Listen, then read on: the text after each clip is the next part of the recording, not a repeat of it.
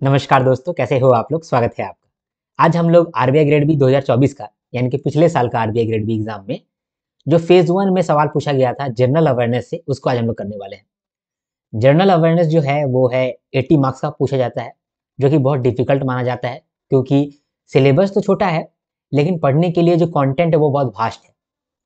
अभी जो coaching classes से आपको मटेरियल मिलता है करंट अफेयर्स का, वो बहुत बड़ा बड़ा रहता है। किसी टीचर को मैं नाम नहीं लूंगा, लेकिन कोई कोई टीचर तो ऐसे हैं कि जो 5,000 पेज 6,000 पेज नोट्स दिए हुए हैं, ठीक है, करंट अफेयर्स का। तो इतना वास्ट है, आप क्या पढ़ेंगे क्या छोड़ेंगे। पढ़ना ही मुश्किल है, याद करने का तो फिर बाद में बात करेंगे, पढ़ना ही मुश्किल है। तो आप क्या ऐसा करें कि आप सेलेक्टिव होकर के उतना पढ़ाई करें जिससे आप पास हो जाएं और अच्छा नंबर स्कोर करें, ठीक है। वो तभी हो सकता है जब आप प्रीवियस ईयर क्वेश्चन को डीपली एनालाइज किए। तो हम लोग जनरल अवेयरनेस में जो क्वेश्चन पूछा गया है 2024 में यानी कि पिछले साल, उसको हम लोग आज डिटेल में समझेंगे कि क्वेश्चन कैसा आया है, क्वेश्चन कहाँ से आया है, क्वेश्चन कितना डेप्थ में है, ठीक है। और हम लोग आगे का क्या स्ट्रैटेजी होगा, ये करते करते ही हम लोग को मालूम चलेगा। तो अभी इस पूरा आप ज्वाइन करो, ये पूरा वीडियो को आप देखो और अंत में आपको मालूम चलेगा एक आइडिया कि किस तरीके से क्वेश्चन फ्रेम कर रहा है, क्या आरबीआई ग्रेड बी का मनसा है, मतलब आरबीआई का क्या मनसा है और क्या क्या पूछना चाहता है वो, किस तरीके से वो चीज़ को पूछता है, कहाँ कहाँ से आपको पढ़ना चाहिए, ठीक है। कितना डिटेल में आपको जाना है, क्या डिटेल में नहीं जाना है, ठीक है। तो सब कुछ क्लियर होगा। स्टार्ट करते हैं। ये जो हमारा 80 क्वेश्चन हम लोग आज डिस्कस करने वाले हैं, ये 80 क्वेश्चन जो है वो मेमोरी बेस्ड है। मेरा जो 52 स्टूडेंट्स है जिनका इनपुट का मदद से ये बन पाया है, ये नियर टू एग्जैक्ट यानी 99% एग्जैक्ट पेपर है, ठीक है। इसमें कोई भी चेंजेस वगैरह नहीं है, ठीक है। काफ़ी टीचर लोग ऐसे क्या करते हैं कि कुछ कुछ क्वेश्चन चेंज कर देते हैं, अब बोलते हैं ये क्वेश्चन तो मैंने पढ़ाया था वहाँ से आ गया, ये क्वेश्चन तो मैंने पढ़ाया तो वहाँ से आ गया। तो वो मैं नहीं कर रहा हूँ, एग्जैक्ट मैं बता रहा हूँ। जनरल अवेयरनेस जो है, मैंने पिछले साल इसको कवर नहीं किया था, लास्ट के 7 दिन मैंने कवर किया था जनरल अवेयरनेस को, और लास्ट के 7 दिन में ही मैंने इससे बहुत क्वेश्चन भिड़ा दिया था। कितना क्वेश्चन भिड़ाया था मैं बताता हूँ आपको। शिफ्ट 1 में 25 क्वेश्चन मेरे से आ गया था। 7 दिन में जितना पढ़ाया था, करीब करीब वो 300 पेज का था, तो 300 पेज का मेरा करंट अफेयर्स में आपको 25 नंबर दिख गया था। और बाकी टीचर लोग को आप देखेंगे तो अब 6,000 7,000 पेज उन लोग का है। तो मैंने कुछ यहाँ पर यूनिक किया था। क्या किया था मैंने यूनिक? मैंने क्वेश्चन को देखा था, प्रीवियस ईयर क्वेश्चन, और वहां से समझा था कि क्वेश्चन किस बेस पे पूछा जाता है। जिस भी बेस पे पूछा जाता है वो हम समझ लिए थे, वहां से फिर हम कंटेंट को छांटे थे, कंटेंट को सेलेक्ट किए थे कि ये इंपॉर्टेंट बनता है, ये इंपॉर्टेंट बनता है, ये इंपॉर्टेंट बनता है, और वहीं से सवाल आया था। आधे लोगों को तो लग रहा था मैं झूठ बोल रहा हूँ, लेकिन फिर बाद में देखें कि एग्जामिनेशन में तो सवाल आया, ठीक है। तो जो 7 दिन में मैंने किया था, तो वो तो मेरे लिए एक ट्रेलर था। उसके बाद तो असली काम चालू हुआ। उसके बाद मैंने और एनालाइज किया और एनालाइज किया, और आज मैं इस लेवल पे पहुंच गया हूँ कि मैं अच्छे से बता सकता हूँ आपको कौन सा क्वेश्चन कहाँ से आता है, क्यों पूछता है, ठीक है। कोई क्वेश्चन क्यों पूछ रहा है, उसका क्या मंशा है आपसे पूछने का, ठीक है।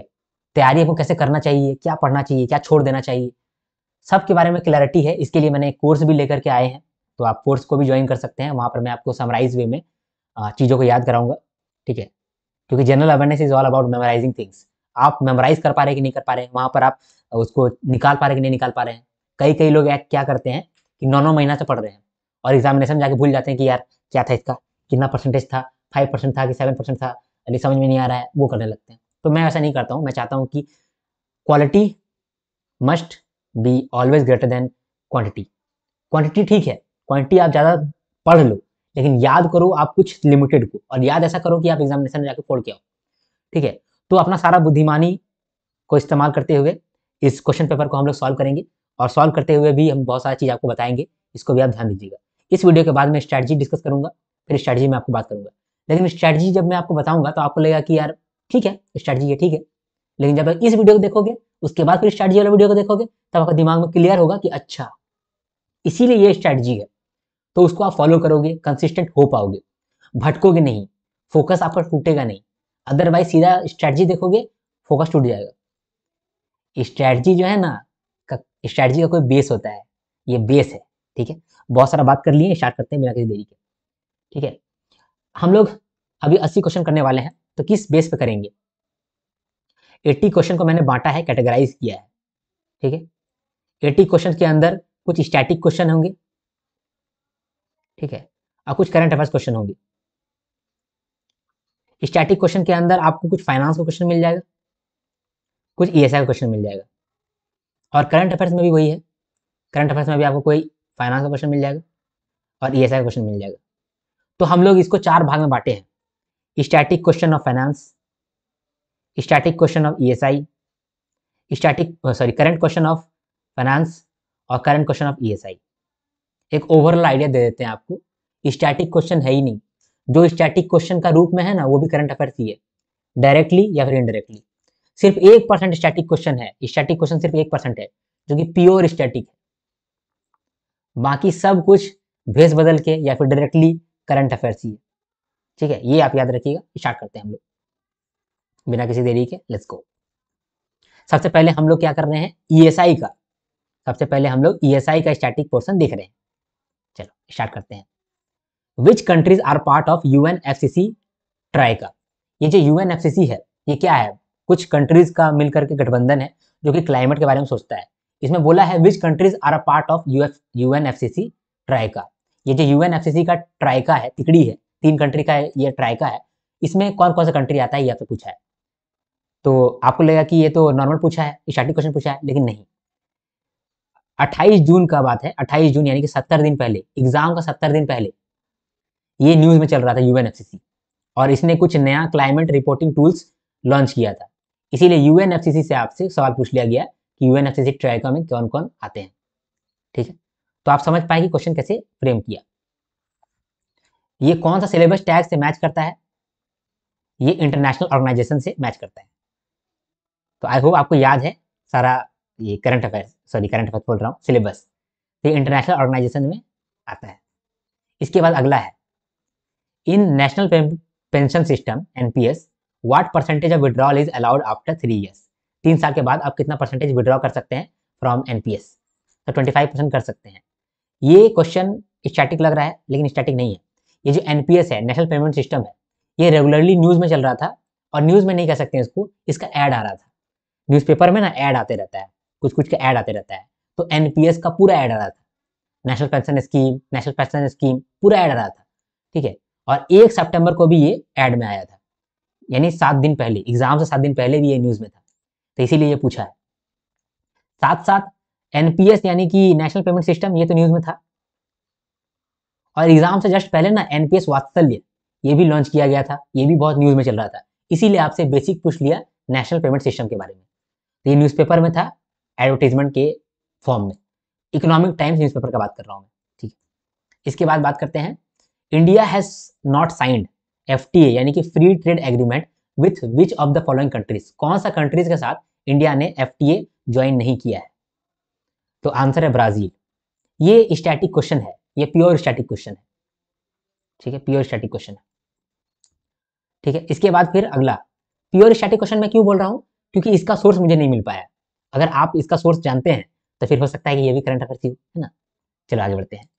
विच weather phenomenon impact India. India को कौन सा वेदर फेनोमेना इम्पैक्ट करता है, El Nino, La Nina, Indian ocean dipole, all of the above, none of the above. Answer होगा ऑल ऑफ द अबव। हम लोगों ने पीवाईक्यू में इसको देखा था, प्रीवियस ईयर क्वेश्चन में देखा था, तो आप समझ रहे हैं क्वेश्चन किस तरह से बन गया, ठीक है।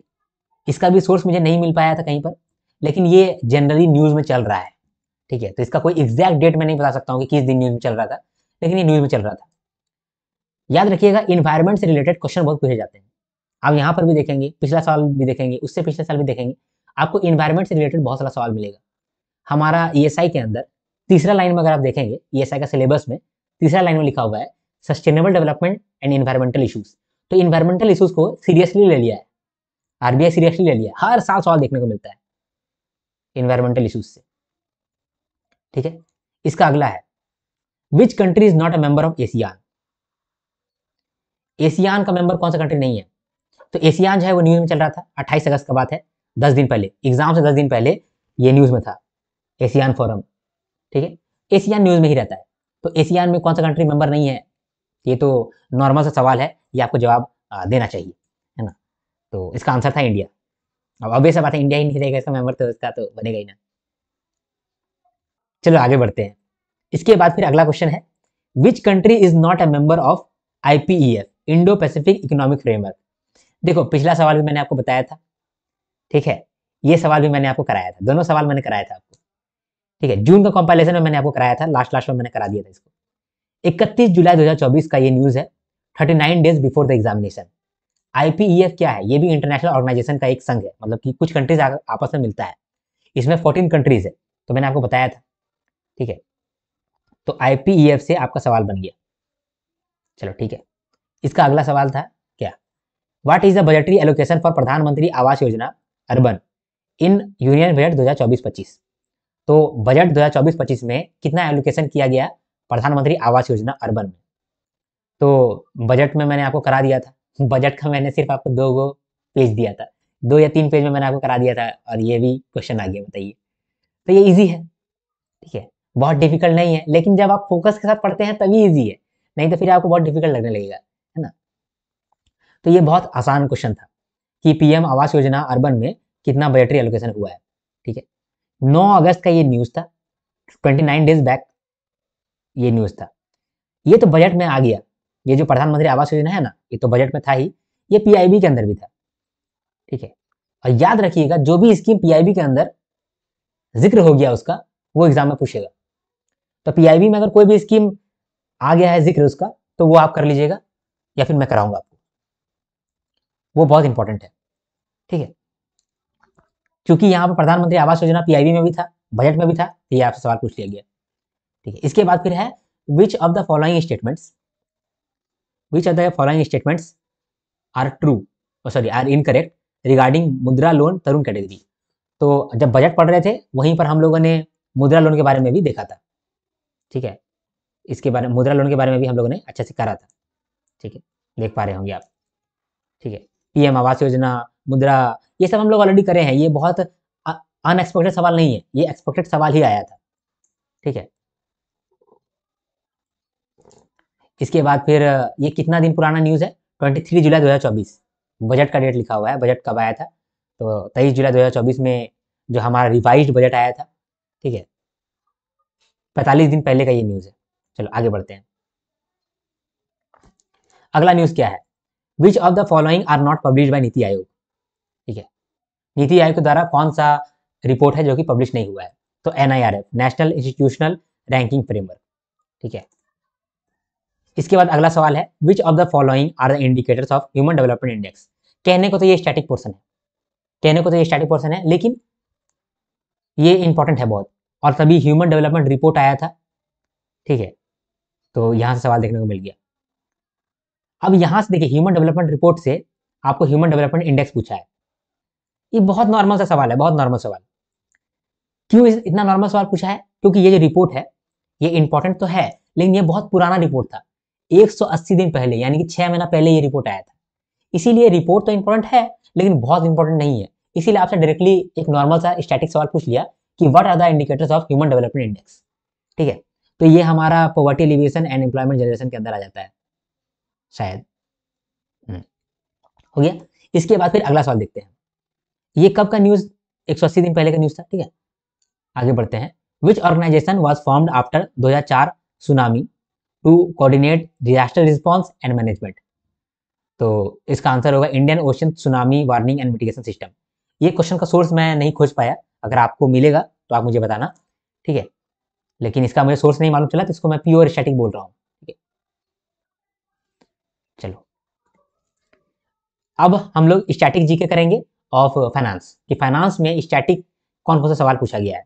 अभी तक हम लोगों ने ESI वाला देख लिया, कितना सवाल पूछा गया है, 1 2 3 4 5 6 7 8 9 10 11, तो 11 सवाल पूछा गया हमारा ESI के अंदर, ठीक है। अब हम लोग स्टार्टिंग कर रहे हैं फाइनेंस का, है ना, फाइनेंस का स्टार्ट कर रहे हैं, लेट्स गो। फाइनेंस में पहला सवाल क्या है, pre mature redemption of sovereign gold bonds is allowed after how many years. पहली बात तो ये कि सोवरेन गोल्ड बॉन्ड जो है वो पूरा न्यूज में चल रहा था, ठीक है, पूरा न्यूज में चल रहा था, इसीलिए इसे सवाल देखने को मिला। आप यहाँ पर देख सकते हैं कि 12 दिन पहले भी ये न्यूज में था, 26 अगस्त 2024 को, ये न्यूज़पेपर का कटिंग है इकोनॉमिक टाइम्स का, वहां पर ये सोवरेन गोल्ड बॉन्ड के बारे में पूरा अच्छे से बता रहा है, ठीक है। आंसर इसका 5 साल होगा, अगला सवाल देखते हैं। अगला सवाल है, in a basic services demat account यानी BHDA the value of investment in debt and equity should not exceed what amount. इसमें क्या रहा है कि BHDA के अंदर, बेसिक सर्विसेज डीमैट अकाउंट के अंदर, डेट और इक्विटी के अंदर आपका इन्वेस्टमेंट जो है एक लिमिट क्रॉस नहीं करना चाहिए। वो कितना लिमिट है ये आपसे पूछा है। तो ये भी न्यूज में चल रहा था। कब का न्यूज है? 1 जुलाई का न्यूज है, 60 दिन पहले का न्यूज है। ठीक है, 10 लाख इसका आंसर होगा। अगला देखते हैं, which entities does the department of regulation oversee. Department of regulation कौन सा एंटिटी को देखता है, ओवरसाइटिंग करता है। डिपार्टमेंट ऑफ रेगुलेशन जो है ये आप आरबीआई वेबसाइट से चेक कर सकते थे। आरबीआई का ही ये डिपार्टमेंट है, डिपार्टमेंट ऑफ रेगुलेशन, जो कि किसको किसको देखता है ये पूछा गया है। तो ये ऑल इंडिया फाइनेंशियल इंस्टीट्यूशन को भी देखता है, क्रेडिट इंफॉर्मेशन कंपनीज को भी देखता है, कोऑपरेटिव बैंक्स को भी देखता है, एनबीएफसीज को भी देखता है, और इसीलिए आंसर हो गया ऑल ऑफ द अबव। ठीक है, तो ये भी अब वेबसाइट से पूछा गया है, तो ये कहीं पर न्यूज में चल रहा है नहीं चल रहा है ये कह नहीं सकते हैं, तो इसको भी मैं प्योर स्टैटिक पोर्शन कह रहा हूँ। ठीक है, इसके बाद अगला सवाल क्या है, height contribution by which dimension in the digital payment index. Digital payment index जो है ना वो पूरा न्यूज में चल रहा था, पूरा न्यूज में, आरबीआई एनुअल रिपोर्ट में भी ये अच्छा खासा न्यूज में चल रहा था। तो इसीलिए आपसे पूछा है कि डिजिटल पेमेंट इंडेक्स के अंदर कौन सा डायमेंशन है जिसका हाईएस्ट कंट्रीब्यूशन है। तो आंसर होगा पेमेंट परफॉर्मेंस। ठीक है, आगे बढ़ते हैं। इसके बाद है, for how many days can deposit taking NBFC यानी कि NBFC D hold the amount of depositors after the deposit matures और इज प्रीमैच्योरली विड्रॉन। अगर जो एनबीएफसी है जो कि डिपॉजिट लेता है, अगर वो डिपॉजिट मैच्योर हो गया है या फिर प्री मैच्योरली विड्रॉन है, तो उस पैसा को कितना देर तक रख सकता है एनबीएफसी, ये बोला गया था। तो आप बिजनेस स्टैंडर्ड का देख सकते हैं न्यूज, ये न्यूज 12 अगस्त का है। इसमें क्या रहा है कि NBFC depositors can pre maturely withdraw entire amount with in 3 months. इसी के अंदर आपको और भी इंफॉर्मेशन दिया था। अब 3 मंथ्स का बात हो गया तो यहाँ पर आंसर भी 90 डेज आ गया। ठीक है, इसके बाद अगला सवाल देखते हैं, what is the bulk deposit limit for local area banks as defined by RBI. तो बोल रहा है कि आरबीआई के द्वारा लोकल एरिया बैंक का बल्क डिपॉजिट लिमिट कितना है। अभी देखिए, ये आप कह सकते हैं कि आरबीआई सर्कुलर का होगा सवाल, या फिर आरबीआई नोटिफिकेशन का होगा, लेकिन मैं इसे आरबीआई सर्कुलर नहीं बोलूंगा। आपको आरबीआई सर्कुलर करना ही नहीं है और ना ही आरबीआई नोटिफिकेशन करना है। देखो, आरबीआई सर्कुलर और आरबीआई नोटिफिकेशन में जो सवाल आ सकता है वही सवाल आएगा ना जो कि इंपॉर्टेंट है। तो आरबीआई नोटिफिकेशन में या फिर आरबीआई सर्कुलर में जो इंपॉर्टेंट आरबीआई सर्कुलर है या फिर इंपॉर्टेंट आरबीआई नोटिफिकेशन है वो न्यूज में चलता ही रहता है।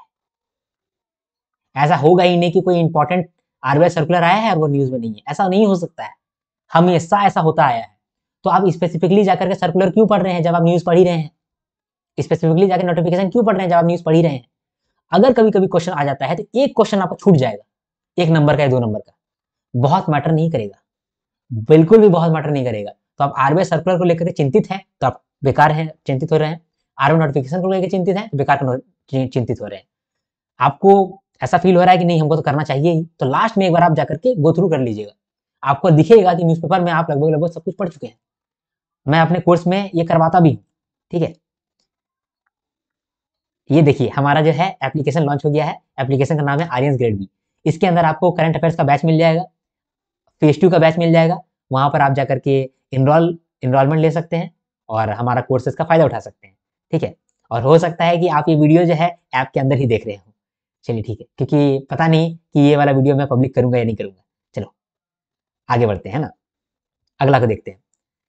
अगला न्यूज है, in the financial inclusion index यानी कि FI index compiled by RBI which parameter is given the highest wait. ये जो फाइनेंशियल इंक्लूजन इंडेक्स है इसके अंदर कौन सा पैरामीटर का सबसे ज्यादा वेटेज है। तो आंसर है यूसेज। ये भी न्यूज में चल रहा था, कब का न्यूज है, 9 जुलाई का, 61 डेज बैक। ठीक है, अगला सवाल, ये इकोनॉमिक टाइम्स का न्यूज है। ठीक है, अगला सवाल है, what is the minimum asset size requirement for non deposit taking NBFCs to appoint an internal ombudsman.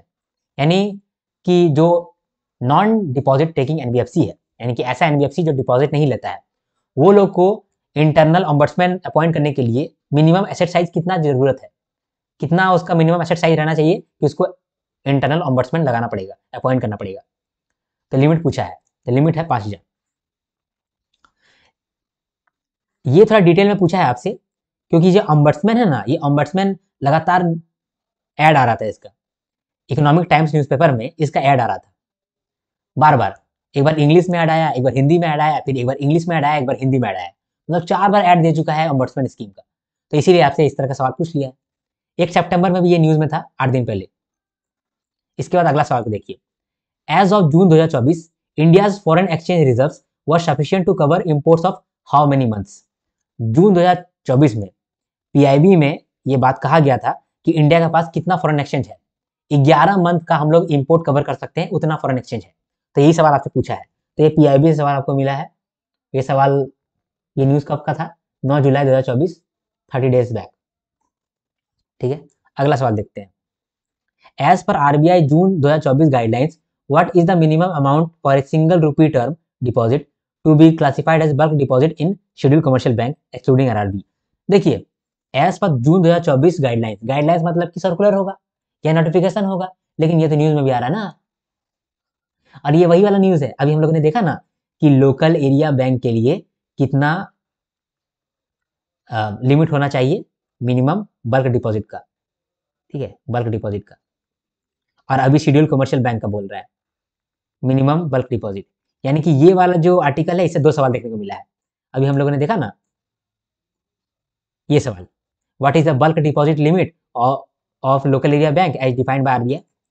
और यहाँ पर इसमें ऐसे ही कहाँ आ गया, हाँ इसमें minimum amount for a single rupee term deposit to be classified as bulk deposit in schedule commercial bank. तो लोकल एरिया बैंक में 1 करोड़ था और शेड्यूल कमर्शियल बैंक में 3 करोड़ था। देखिए न्यूज क्या है, this FD amount will soon be considered as retail FD, RBI to review bulk deposit limits. RBI to review bulk deposit. ठीक है, इसके अंदर वो बता रहा था कि 3 करोड़ है अभी, उसको चेक कर सकता है या फिर चेंज कर सकता है। तो अभी कितना है, जितना था वही सवाल पूछ लिया। तो चलिए अब आगे बढ़ते हैं, इस सवाल को देखते हैं। Which of the following is not classified as all India financial institution. अब ऑल इंडिया फाइनेंशियल इंस्टीट्यूशन में कौन कौन नहीं आता है, तो ये सिंपल सवाल आपसे पूछा है और ये जवाब आपको आता होगा, एचडीएफसी बैंक नहीं आता है। ठीक है, बाकी सब तो ऑल इंडिया फाइनेंशियल इंस्टीट्यूशन है। अब आपको सिलेबस में क्लियरली लिखा हुआ है कि फाइनेंशियल इंस्टीट्यूशन पढ़ के आने के लिए। अब कौन सा फाइनेंशियल इंस्टीट्यूशन नहीं है ये तो आप जानते होंगे ना यार। नाबार्ड जो है वो फाइनेंशियल इंस्टीट्यूशन है, सीडीबी जो है वो फाइनेंशियल इंस्टीट्यूशन है, एक्सिम बैंक जो है वो फाइनेंशियल इंस्टीट्यूशन है, और एनएचबी जो है वो फाइनेंशियल इंस्टीट्यूशन है। मैं बताता हूँ आपको, आपको सिलेबस जब आप देखोगे तो फाइनेंशियल इंस्ट्रूमेंट दिया हुआ है, फाइनेंशियल इंस्टीट्यूशन दिया हुआ है, और साथ में बोला है सीडबी, नाबार्ड, ठीक है, एनएचबी, एक्सिम बैंक, ठीक है, फिर नावीफीड, ठीक है, और लिखा है एटसेट्रा। तो आप सिलेबस ही खाली पढ़ के जाते ये आपको मालूम चल जाता है कि एचडीएफसी बैंक तो है ही नहीं फाइनेंशियल इंस्टीट्यूशन, और इंडिया फाइनेंशियल इंस्टीट्यूशन तो है ही नहीं, तो आप उसको हटा देते। ठीक है, इसके बाद फिर अगला देखते हैं। Through which of the following mechanism do states and union territories borrow money from RBI. States और यूनियन टेरिटरीज किस मैकेनिज्म से पैसा उधार मांगता है फ्रॉम आरबीआई। तो आरबीआई से उधार कैसे मांगता है, उस मैकेनिज्म का क्या नाम है, ये पूछा है आपसे। अब ये इसका आंसर होगा वेज एंड मीन्स एडवांसेस। ये स्टैटिक पोर्शन है, लेकिन आप देखो यहाँ पर भी न्यूज में चल रहा है ये चीज, वेज और मीन्स एडवांसेस न्यूज में चल रहा है। ठीक है, तो अगर आप रीड करोगे तो आपको मालूम चल जाएगा कि यार यही सवाल पूछा गया है। 28 जून का ये न्यूज है, 72 डेज बैक ये न्यूज था। ठीक है, आगे बढ़ते हैं, इसको देखते हैं। Which of the following is not considered as a loan under priority sector lending for agriculture allied activities and MSME. RBI का जो एफएक्यू होता है वो बहुत इंपॉर्टेंट होता है। तो आरबीआई का एफएक्यू 26 सितंबर को आया था for PSL, priority sector landing. इसीलिए आपको पीएसएल को लेकर के अच्छे से पढ़ाई कर लेना चाहिए था। कुछ सवाल आपको यहाँ से डायरेक्टली मिला होगा और कुछ सवाल आपको और एक्स्ट्रा पढ़ना पड़ा होगा, तो आपको ये वाला आंसर हो गया होगा। ठीक है, आगे बढ़ते हैं। इस न्यूज में कहता है कि what is the maximum amount that can be invested using fully accessible route. यानी कि फुल्ली एक्सेसिबल रूट से कितना अमाउंट आप मैक्सिमम इन्वेस्ट कर सकते हैं। तो कोई भी मैक्सिमम लिमिट है ही नहीं। ठीक है, इस न्यूज को अगर आप पढ़ेंगे तो आपको मालूम चलेगा कि इनडायरेक्टली ये सवाल पूछा गया है आपसे। फुल्ली एक्सेसिबल रूट जो है वो इनडायरेक्टली न्यूज में चल रहा था, जो कि आपसे पूछ लिया डायरेक्टली। ठीक है, तो 4 सितंबर यानी कि 4 दिन पहले में ही ये न्यूज में चल रहा था और आपसे इनडायरेक्टली पूछ लिया ये। ठीक है, अगला देखते हैं। अगला, विच of the following statements about floating rate bond is correct. Floating rate bond से रिगार्डिंग कौन सा स्टेटमेंट करेक्ट है या नहीं है। तो ये जो है ये 30 अप्रैल को ये न्यूज़ में चल रहा था, 131 डेज बैक। ठीक है, RBI announces 8% interest on floating rate bond 2034, all you need to know. तो इसको अगर आप रीड कर रहे होते तो आपको ये वाला आंसर समझ में आ जाता, ये वाला आप आंसर कर पाते। हालांकि फिर भी ये बहुत डिफिकल्ट है क्योंकि इतना पुराना न्यूज़ आपको याद नहीं रहेगा, आप रिवीजन नहीं कर पाएंगे। तो बी रियलिस्टिक, इस क्वेश्चन को आप छोड़ देते। ये जानबूझ के आपको दिया गया ताकि आपको पैनिक कर सके। आउट ऑफ 80 क्वेश्चन जरूरी नहीं है कि 80 का 80 क्वेश्चन आप जवाब दे पाओगे, कितना भी पढ़ लोगे तो जवाब नहीं दे पाओगे, मोबाइल लेके बैठोगे तब भी जवाब नहीं दे पाओगे। 80 क्वेश्चन का 80 क्वेश्चन आप जवाब नहीं दे पाओगे, आप इसमें जवाब दे पाओगे ओनली 65 क्वेश्चन। अभी जो 65 क्वेश्चन है ना, इसके अंदर 60 क्वेश्चन बहुत आसान है, मैं मजाक नहीं कर रहा हूँ, 60 क्वेश्चन आसान है, लेकिन अगर आप फोकस्ड होकर पढ़ाई कर रहे हैं तो। लेकिन इसके बावजूद वहां पर टाइम का प्रेशर रहता है, तो 40 क्वेश्चन आप आराम से सॉल्व कर सकते हैं, आराम से, बिना टाइम का प्रेशर लिए। ये 40 क्वेश्चन आपका एग्जामिनेशन क्रैक कराएगा। जो नॉर्मल स्टूडेंट है वो 15 से 20 नंबर स्कोर करेंगे, अगर आप 40 नंबर स्कोर करेंगे तो आप जीत जाएंगे। ठीक है, अगला क्वेश्चन देखते हैं। अगला क्वेश्चन में कहता है which of the following is not A digital payment medium, इनमें से कौन सा डिजिटल पेमेंट मीडियम नहीं है। तो नॉर्मल है फास्टैग, इसके लिए तो कोई सोर्स आपको चाहिए ही नहीं, ये तो नॉर्मल सा सवाल है। इसके बाद विच of the following is a non measurable profitability indicator for banks, banks के लिए इनमें से कौन सा प्रॉफिटेबिलिटी इंडिकेटर नहीं है जिससे हम लोग प्रॉफिट नहीं नाप सकते हैं। तो सब तो प्रॉफिट नापने वाला चीज ही है, सिर्फ एक लिक्विडिटी कवरेज रेशियो है, उसको उसमें आप नहीं नाप सकते हैं। तो लिक्विडिटी कवरेज रेशियो जो है ये भी न्यूज में चल रहा था। अब देखो है तो स्टैटिक पोर्शन, लेकिन एलसीआर जो न्यूज में चल रहा था, अगर आप एलसीआर के बारे में थोड़ा सा आप जाने होंगे, थोड़ा सा आप जाने होंगे तो आप ये क्या समझ पाए होंगे कि ये तो कम से कम प्रॉफिटेबिलिटी इंडिकेटर तो नहीं है। तो आप इसको आप आराम से मतलब टिक मार पाए होंगे। 72 डेज पुराना ये न्यूज है, 26 जून का। इसके बाद which are the following is not a monetary policy tool, कौन सा मॉनेटरी पॉलिसी टूल नहीं है। अब देखो फाइनेंस पढ़ रहे हैं या फिर डीएसआई पढ़ रहे हैं, मॉनेटरी पॉलिसी पढ़ेंगे, मॉनेटरी पॉलिसी पढ़ेंगे तो वहाँ पर टूल्स भी पढ़ेंगे, तो आप सारे टूल्स पढ़ेंगे तो आप आराम से जवाब दे सकते हैं कि जो एक्सचेंज रेट है ये कोई भी हालत में मॉनेटरी पॉलिसी टूल नहीं हो सकता है ना। ये तो बहुत आसान सवाल है, स्टैटिक पोर्शन ही है। इसके बाद अगला देखिए, what is the standard lot size for priority sector lending certificate. देखो मैंने आपको बोला था कि एफएक्यू से सवाल बनते हैं, तो हम लोगों ने अभी प्रायोरिटी सेक्टर लेंडिंग का एफएक्यू देखा था, अभी थोड़ी देर पहले क्वेश्चन देखा था और फिर से वो क्वेश्चन आ गया, यानी कि पीएसएल का एफएक्यू से 2 सवाल आ गया। कहां पर हम लोगों ने देखा था, ये देखो ये क्वेश्चन एफएक्यू है, कब का है 26 सितंबर का, 74 डेज बैक। नहीं ये तो गड़बड़ है, सॉरी यहाँ पर मैं 26 सितंबर गलत लिख दिया हूँ, एग्जाम तो 8 सितंबर को हो गया था, मेरा टीम थोड़ा गड़बड़ कर देता है। ये एक्चुअली में 21/6 का है, 21/6 का है, मतलब कि जनवरी फरवरी मार्च अप्रैल मई जून, सॉरी 26 जून का है ये, 26 जून का ये न्यूज़ था। तो जुलाई और अगस्त, तो आपको करीब करीब 50 दिन के बाद ये क्वेश्चन देखने को मिला है। ठीक है, तो यहाँ से 2 सवाल देखने को मिला, एक तो यही सवाल देखने को मिला और दूसरा सवाल अभी हम लोग देखें, कहाँ पर देखें, यहाँ देखें। ठीक है, यहाँ पर मैंने लिखा है 21 जून, 77 डेज बैक, है ना। चलिए इसके बाद अगला सवाल देखते हैं, what are the primary objectives of international financial services centre authority, IFSCA. देखो आईएफएससीए क्या है, ये एक रेगुलेटरी बॉडीज है, और जब रेगुलेटरी बॉडीज न्यूज में रहेगा तो आपसे सवाल पूछेगा। अब चूंकि जो है ये न्यूज में चल रहा था 30 अगस्त में, यानी कि 8 तारीख का न्यूज है, 8 तारीख को अगर आईएफएससीए न्यूज में रहेगा तो आईएफएससीए से आपसे क्वेश्चन पूछेगा ही, क्योंकि रेगुलेटरी बॉडीज जो है ना ये आपको सिलेबस में है, अभी वाला नहीं, पुराना वाला सिलेबस में। फाइनेंस में जो पुराना सिलेबस होता है ना वहां से भी सवाल आ जाता है। ये एक छोटा सा टिप है, मैं देना चाहता हूँ आपको, कि जो पुराना सिलेबस है उसको भी आप ध्यान में रखिएगा, पुराना नोटिफिकेशन भी ध्यान में रखिएगा। मैं वो चीज़ ध्यान में रख करके आपको पढ़ाता हूँ, इसीलिए आप मेरा कोर्स ले सकते हैं, आप फायदे में रहेंगे, मैं बोल रहा हूँ आपको बार बार। ठीक है, आपको बिल्कुल भी रिग्रेट नहीं फील होगा। मेरा ऐप लॉन्च हो गया है, फिर से मैं आपको याद दिला देना चाहता हूँ, वहाँ से आप मेरा कोर्स खरीद सकते हैं। ठीक है, आगे बढ़ते हैं हम लोग।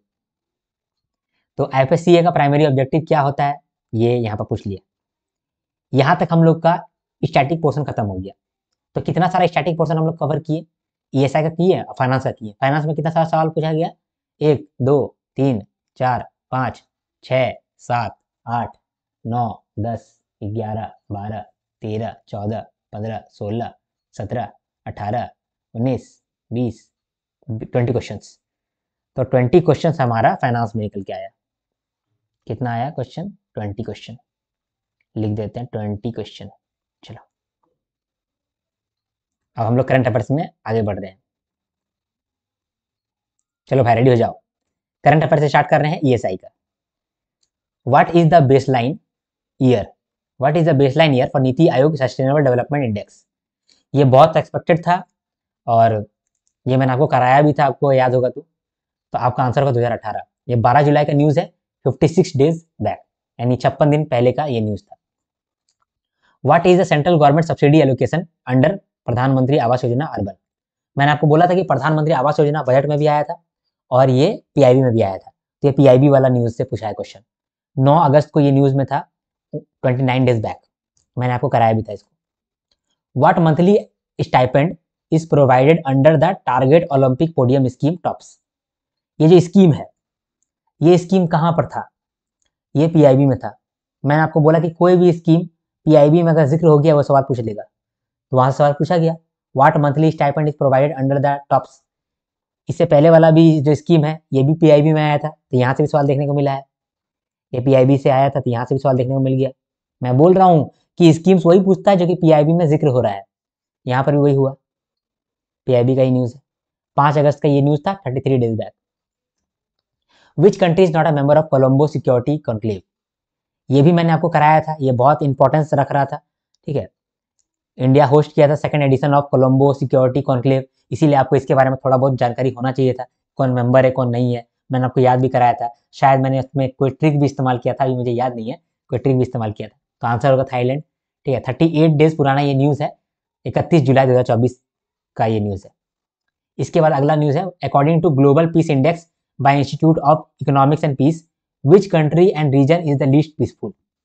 ठीक है, सबसे लीस्ट पीसफुल कौन सा देश है ग्लोबल पीस इंडेक्स को अगर देखा जाए तो? मुझे याद नहीं है, लेकिन ऐसा मुझे फील हो रहा है कि मैंने इसको कराया था, ठीक है। तो 81 डेज पुराना ये न्यूज़ है। नहीं कराया है, इतना पुराना न्यूज़ में नहीं करा पाया था, क्योंकि मैं तो लास्ट 7 दिन में ही आपको कराया हूँ, लास्ट 7 दिन में मैं इतना पुराना न्यूज़ तो नहीं कराऊंगा आपको, तो शायद नहीं कराया था ये। 17 जून 2024 का ये न्यूज़ था, बिजनेस स्टैंडर्ड का न्यूज़ है ये, ठीक है। अगला, which countries are ranked second and third in terms of FDI equity inflow into India financial 2024? Financial 2024 में एफडीआई इक्विटी इनफ्लो में सेकंड रैंक में और थर्ड रैंक में कौन सा कंट्री है? ये ऊपर ऊपर सवाल पूछा है, मैंने आपको कराया था। मैं आरबीआई एनुअल रिपोर्ट के लिए आपको सिर्फ 2 या 3 पेज दिया था, सिर्फ 2 या 3 पेज, उसमें से सवाल आ गया, बताइए। और यहाँ थोड़ा बहुत मैंने गलती किया था, सिंगापुर और मॉरिशियस, यहाँ पर मैंने मैक्सिको लिख दिया था, अगर आपको याद होगा तो।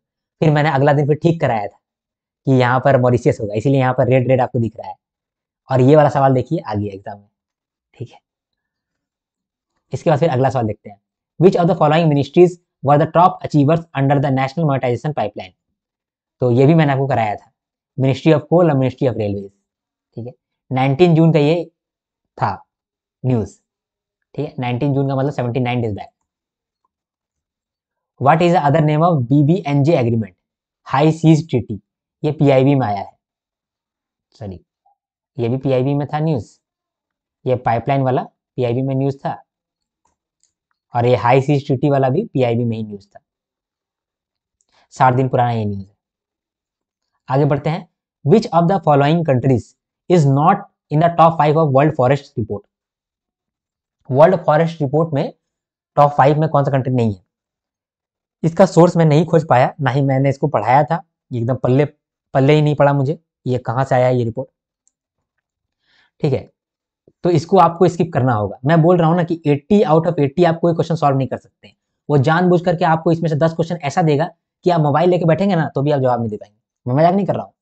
तो उस सब क्वेश्चन को आपको स्किप करना पड़ता है, जो आपको आता है फटाफट फटाफट देखते चलिए, जो आता है उसको आप टिक मारते चलिए। थोड़ा सा कंफ्यूजन हो रहा है तो आप सोचिए फिर आगे बढ़ जाइए, ज़्यादा समय नहीं लगाना है। इस तरीके से आप करेंगे तो आपको फायदा मिलेगा। आप एक बात गौर कर रहे होंगे कि इन्वायरमेंट इश्यूज को लेकर के आरबीआई पूरा सीरियस है। ईएसआई के अंदर आपका सिलेबस में लिखा हुआ है sustainable development and environmental issues, ठीक है। इससे बहुत सवाल आता है, एक सस्टेनेबल डेवलपमेंट से भी और इन्वायरमेंटल इश्यूज से भी बहुत करंट अफेयर्स आता है, याद रखिएगा इस दो चीज को। और पॉवर्टी एलिवेशन और एम्प्लॉयमेंट जनरेशन, ये सब बहुत सवाल आता है, इसीलिए मैं बोलता हूँ सिलेबस आप याद करो, ये आपको बहुत एज देगा। कंपटीशन में।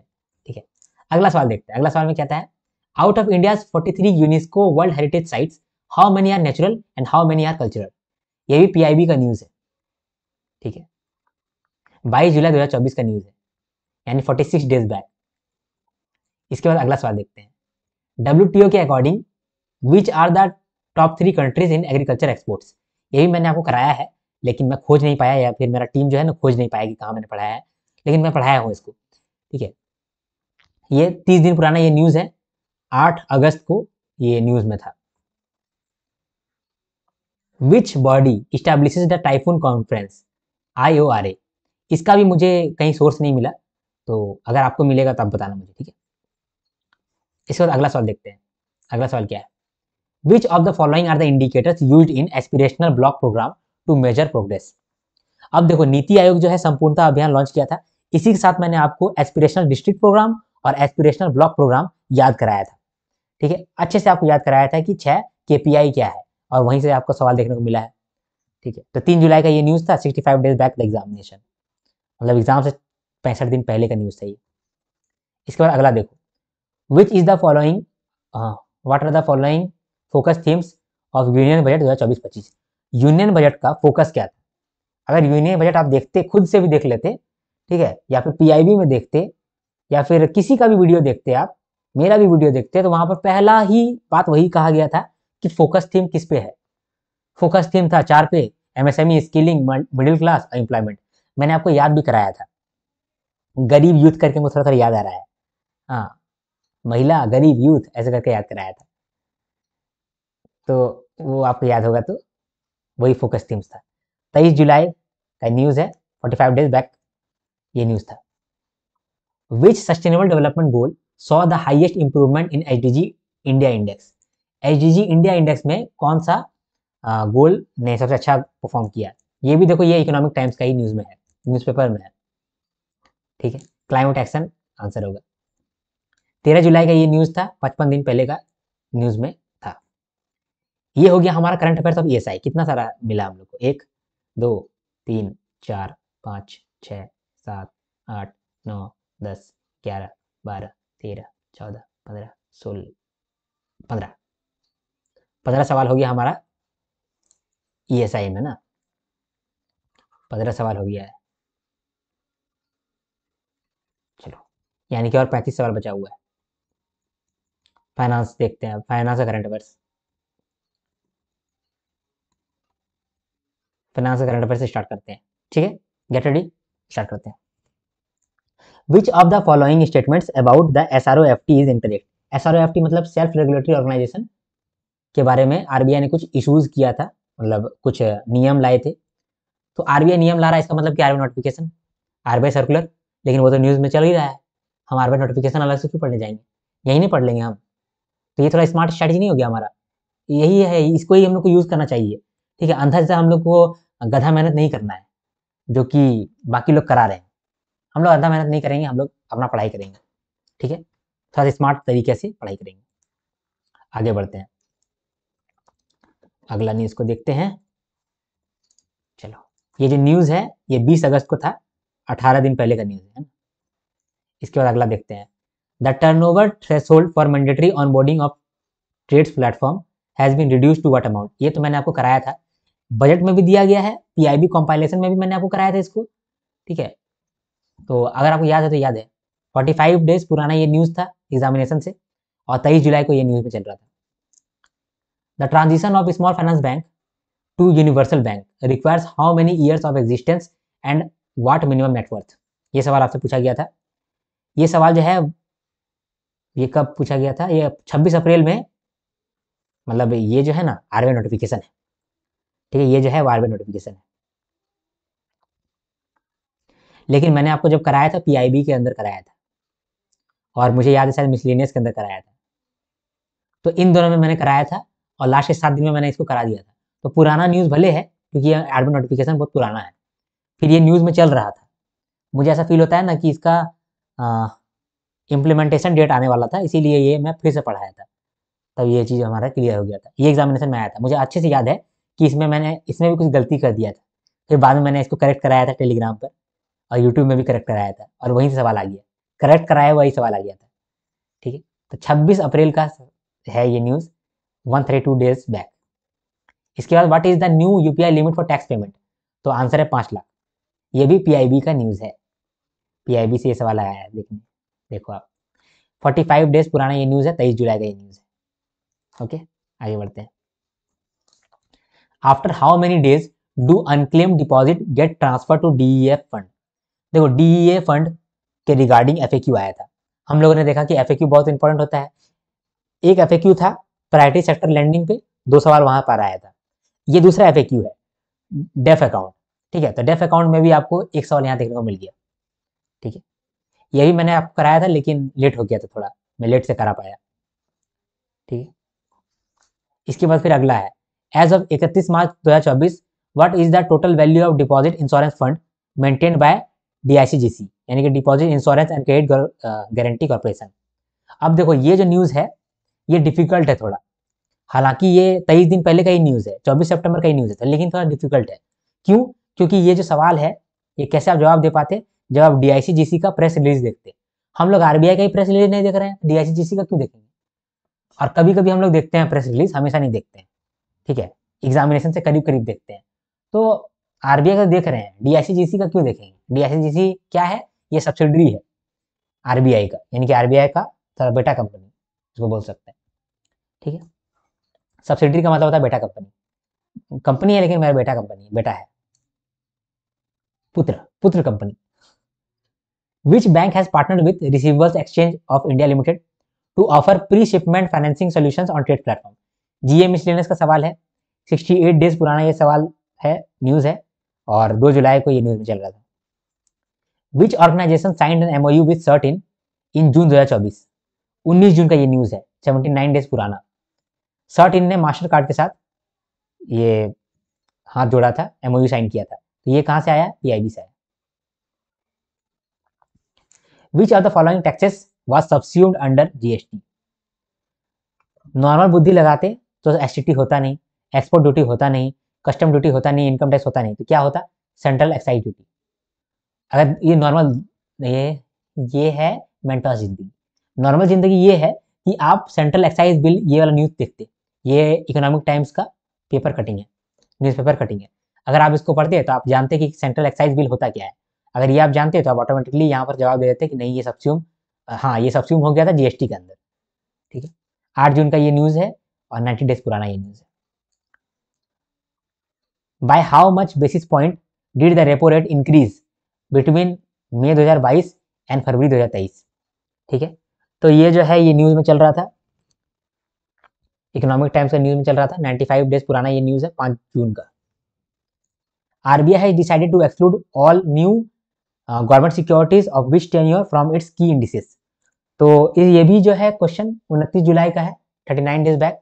ये जो आप देख रहे हैं ये हमारा इकोनॉमिक टाइम्स है। ठीक है, अगला सवाल देखते हैं, पहले पानी पी लेते हैं, थक गए। अभी भी बचा हुआ शायद 10 गो और बचा हुआ है।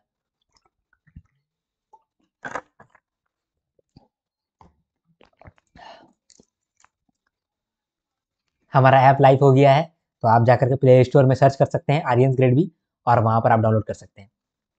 डाउनलोड करिए, वहाँ पर ऐप को एक्सेस करिए और बहुत सारा कोर्सेज मिलेगा, वो कोर्सेज का फायदा उठाइए।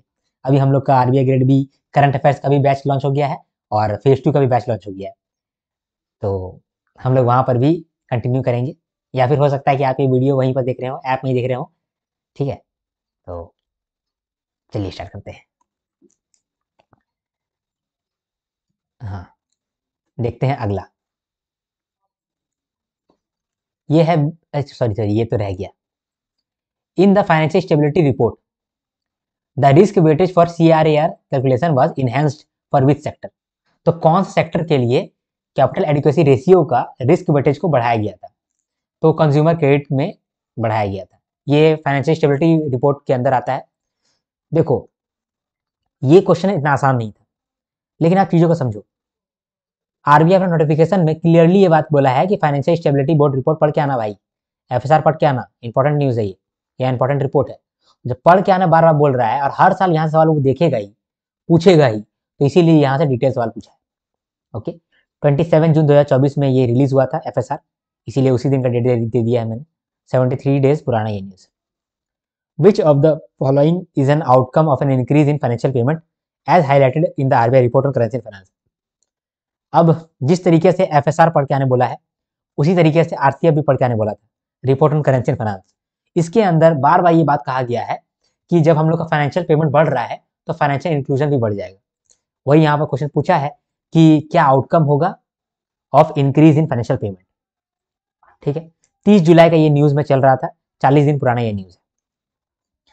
इसके बाद अगला न्यूज में क्या कहता है, as per the recent budget amendment to the black money act, penalties will be removed for not reporting foreign assets worth up to. इसमें कह रहा है कि ब्लैक मनी एक्ट के अंदर क्या होता है कि अगर आपका फॉरेन एसेट है और 10 लाख से ज़्यादा है फॉरेन एसेट, तो वो आपको बताना पड़ता है, रिपोर्ट करना पड़ता है। अगर आप रिपोर्ट नहीं करते हैं तो पेनल्टीज चार्ज होता है। तो यहाँ पर आपको पूछा है कि वो कितना लिमिट है। अभी जो रिसेंट बजट का अमेंडमेंट हुआ है टू ब्लैक मनी एक्ट, उसके अंदर वो कौन सा लिमिट है जिसके नीचे पेनल्टी नहीं लगेगा। तो 10 लाख होगा आंसर। तो ये देखिए, ये भी आपका न्यूज़ में चल रहा था, इकोनॉमिक टाइम्स का ये न्यूज़ है। ठीक है, तो 23 जुलाई 2024 date of news, how many days back, 47 days back. इसके बाद अगला है, according to the Hurun private limited unicorn गजल report, how many years does it typically take for a startup to become an unicorn. तो ये भी news में चल रहा था, यूनिकॉर्न तो पूरा न्यूज़ में चल रहा था। 20 जून का ये न्यूज़ है, 50 दिन पहले का ये न्यूज़ है। ठीक है, इसके बाद अगला है, which international index did JP Morgan add with 1% allocation for 10 months. ये भी आपका न्यूज़ में चल रहा था, 27 जून का ये न्यूज़ में है। ठीक है, तो 80 डेज अगो। ठीक है, इसके बाद है, IRDAI ने इम्पोज कर दिया 2 करोड़ का पेनल्टी ऑन विच कंपनी। तो ये जो है IRDAI क्या है, रेगुलेटरी बॉडीज। मैंने आपको बोला कि रेगुलेटरी बॉडीज से सवाल पूछ लेता है, जैसे IFSCA को लेकर के पूछा, अब IRDAI को लेकर के पूछा। अब ये जो न्यूज़ है लास्ट 30 डेज का न्यूज़ है, इसीलिए आपसे पूछ लिया है। 2 अगस्त का ये न्यूज़ था। इसके बाद फिर बोला है कि हार्बिंजर कॉन्टेस्ट के अंदर कौन कौन सा प्राइमरी हर्डल्स था। तो आप अगर इकोनॉमिक टाइम्स पढ़ते हैं तो ये वाला आप एड देखे होंगे, एडवर्टीजमेंट देखे होंगे। आरबीआई का ये एडवर्टीजमेंट है जिसमें हार्बिंजर को लेकर के बताया गया है। ठीक है, यहाँ पर देखिए आराम से लिखा हुआ प्रॉब्लम स्टेटमेंट लिखा है ना, और यहाँ पर ये 4 गो आपसे पूछ लिया क्वेश्चन। ठीक है, 22 जुलाई का ये न्यूज़ है, 46 डेज पुराना ये न्यूज़ है। ठीक है, आगे बढ़ते हैं। What was the PMI index यानी purchasing market index for India in July 2024 and how is the weightage distributed across the components. तो ये भी न्यूज़ में था, चल रहा था, 37 दिन पुराना ये न्यूज़ है, 1 अगस्त 2024 को ये न्यूज़ में था। Reports of financial frauds amounting to 6 crore या फिर ज़्यादा must be reported to which authority, CBI। 26 मार्च को इकोनॉमिक टाइम्स में बड़ा एक हेडलाइन था ये वाला, यहाँ से सवाल पूछा है। ठीक है, इसके बाद अगला है, आरबीआई का digital payment index increase due to which factor. RBI का जो डिजिटल पेमेंट इंडेक्स है इसका स्कोर बढ़ गया, इसका क्या कारण है। आरबीआई एनुअल रिपोर्ट में ये सवाल था, ठीक है, न्यूज़ था, फिर मिसलेनियस में भी हम लोगों ने कवर किया था, दोनों में हम लोगों ने कवर किया। ठीक है, तो ये वाला न्यूज़ भी इंपॉर्टेंट है। इसके बाद, which credit information company did the RBI permit for a 250 crore deal. तो ये भी न्यूज़ में चल रहा था, 11 जुलाई का ये न्यूज़ है, 57 डेज बिफोर एग्जामिनेशन। ओके, इसके बाद है, Indiabulls has change its name to what. अब जो इंडिया बुल अपना नाम बदला था, तो ये 65 दिन पुराना न्यूज़ में था। ठीक है, लेकिन जैसे 8 सितंबर को एग्जामिनेशन हुआ तो 1 सितंबर को इस टाइप का ऐड आया था इकोनॉमिक टाइम्स के अंदर, सम्मान कैपिटल इंडिया बुल्स। ठीक है, which bank stopped imposing penalties after 2019। ये जो है इसका सोर्स मिलना बहुत मुश्किल है, मुझे नहीं मिल पाया। ठीक है, अगला देखते हैं, according to RBI report which sector had the highest contribution. तो अगर आपने थोड़ा बहुत भी फॉलो कर रहे होंगे आप, तो इसका आप जवाब आराम से दे पा रहे होंगे, सर्विस सेक्टर।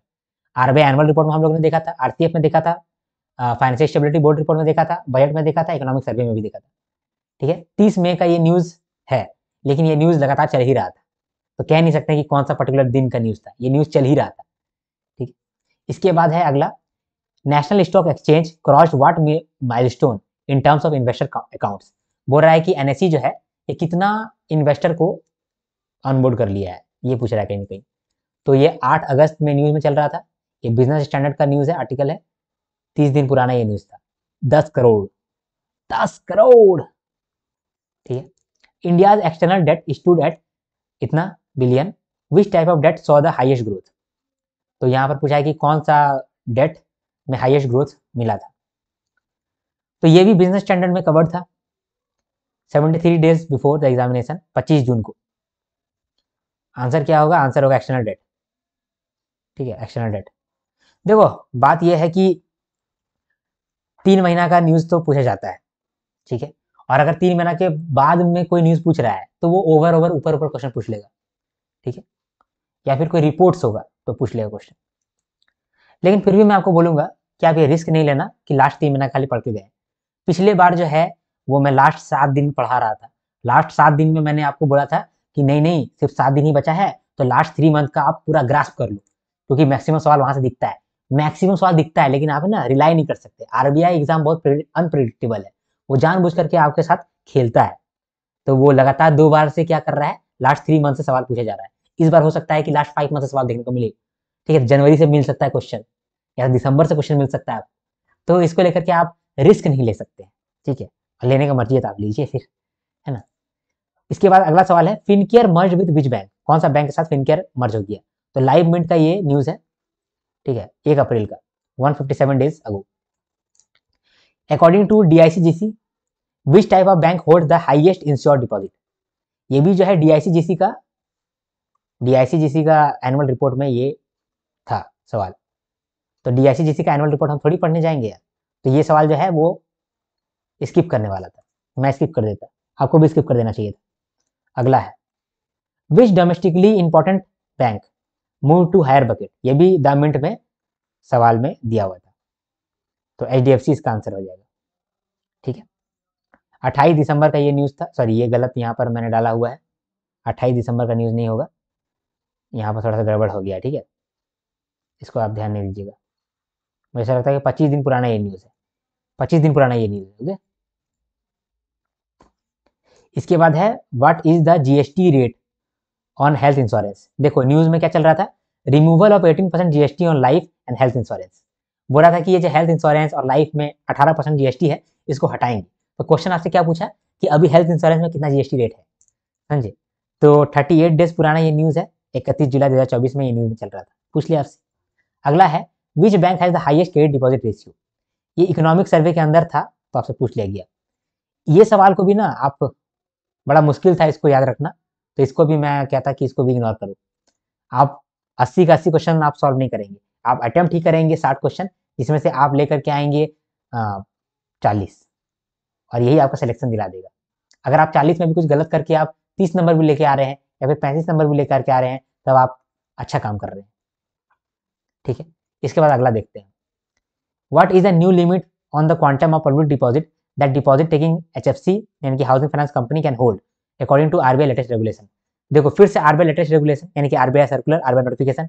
तो आदमी लोग क्या बोलेगा कि आरबीआई नोटिफिकेशन पढ़ के आते हैं, नहीं पढ़ो भाई, जो इंपॉर्टेंट होगा वो आ जाएगा ऑटोमेटिकली, वो ऑटोमेटिकली कहीं ना कहीं न्यूज़ में ही चल रहा होगा, तो आप न्यूज़ कवर करो, आपका वो ऑटोमेटिकली कवर हो जाएगा। तो यहाँ पर पूछा गया है कि जो हाउसिंग फाइनेंस कंपनी है जो कि डिपॉजिट लेता है, वो कितना, उसका कितना लिमिट है, वो कितना लिमिट तक ले सकता है।